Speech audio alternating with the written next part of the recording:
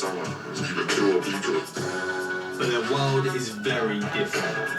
We've got our sort of thing to do, so either die or you pick it. Step into a world beyond the headlines. This is snitches, it's stitches. An unflinching look inside the gang starts with Youngblood, coming soon on Channel 5. Meet the Brits living in an ambulance as a little girl lay dying after swallowing her drugs. A town typical of so many. 6,000 people and no regular GP. MPs call for urgent action.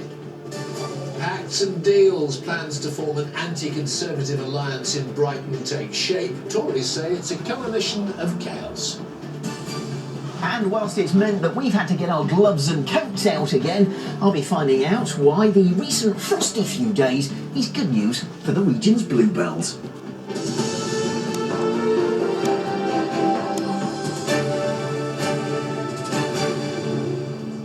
Good evening.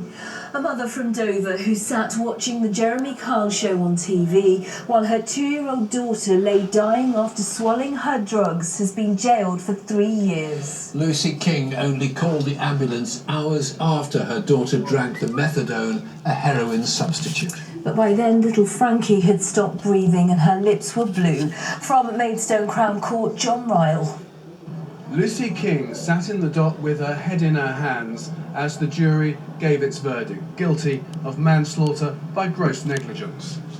The trial heard that the 39-year-old former heroin addict left a measuring cup containing 19 millilitres of methadone, a sixth of her daily dose, behind the TV, intending to drink it next morning. But that morning, the mother of 5 woke on the sofa of her home in Dover to see Frankie sat next to the cup, which was empty. She tried to make Frankie sick without success, but did not call an ambulance until 2.5 hours. Toddler became drowsy and floppy. During that 2.5 hours, she got her other children ready for school, chatted on Facebook, and started to watch the Jeremy Kyle show. By the time she summoned help, it was too late. Paramedics were unable to revive the little girl. The prosecution say Lucy King had been taking methadone for 10 years, knew the safe storage rules but chose to ignore them, knew too that she should have summoned medical help immediately. Lucy King told the jury she panicked at first and then delayed dialing 999 because for some time Frankie showed no ill effects and she thought the child might have spilled the methadone, not drunk it. Sentencing her to 3.5 years, half to be served in custody, half on licence, Judge Jeremy Carey told her, "You knew there was a likelihood she had drunk your methadone and you took a chance that this would not come back on you with the removal of your children from your care. Had you acted as you should have done, as any right-minded parent would have done, the emergency..."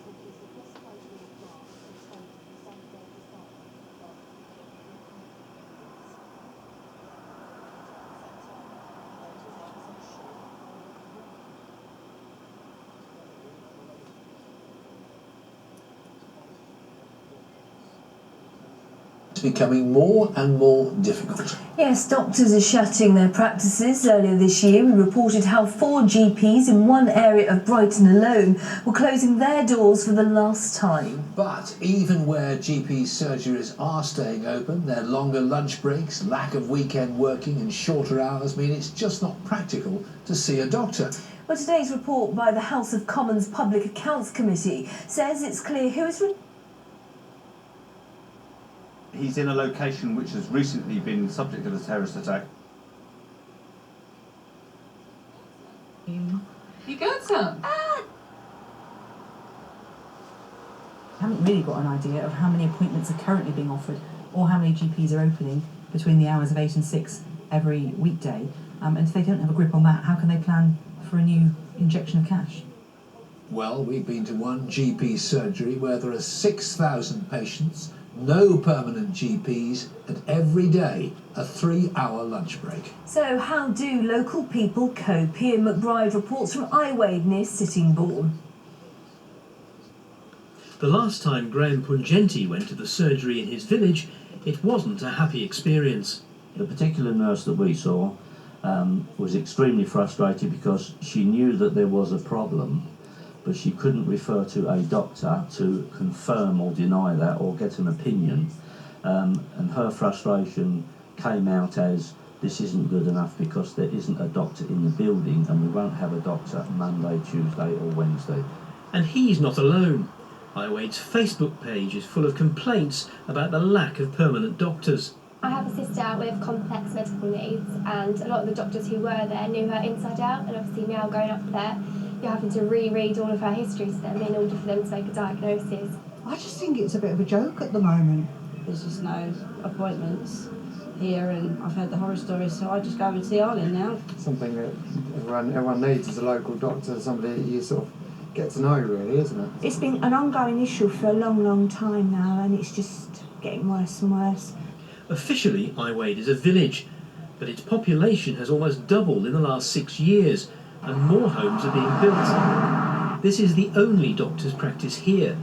The alternative is to go to Sittingbourne or the Isle of Sheppey. But residents say they've been told some of the surgeries there are full, leaving them with no choice but to wait and hope. Literally, we haven't got any proper GPs. We've got no permanent ones whatsoever, and there's no sign of them coming. And when some of the locums come, they don't always turn up every day. A public meeting has now been called on Friday, May the 5th, to discuss the crisis. Well, I've been inside to talk to the practice manager. I've asked for an interview, but she's declined. We've been referred to the company that now run the surgery. They're called IMH, and they appear to be based in Birmingham. They've admitted that there is a problem here, but they say they are working hard to ensure patients receive what they describe as the quality of care they deserve. They say they're bringing in GPs from nearby practices, but they do say they will be forced to use locums in the coming months while they try to recruit permanent staff. Well, Ian is live in iWade for us now. Ian, what do the local health authorities say about all this? Well, Fred, the Swale Clinical Commissioning Group, which is effectively responsible for managing the company that runs the centre, says they've been assured there is enough medical coverage here. Interestingly, though, in their statement they make no mention of permanent doctors, and that's, of course, the big issue for the local community. The parish council say they've been trying to talk to Swale for a while, but have had no response from them. If you look on the company's website, the Integrated Medical Holdings Group, they make lots and lots of promises. They say they're passionate about helping the NHS meet the needs of patients, dedicated to making a real difference, and their chief executive, somebody called Richard Power, says we offer patients exceptional levels of care. Well, if you speak to residents here in iWade, they'll agree it's exceptional, but not in the way the company